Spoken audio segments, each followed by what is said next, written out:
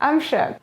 This is the hardest thing for me. In a stone den, a poet called Shi was a lion addict and had resolved to eat 10 lions. Oh my gosh, I used to study Korean years ago, and for some reason I always feel compelled to say 大家好, 여러분, despite it being redundant, first off and in two different languages. But 欢迎来到我的 YouTube channel.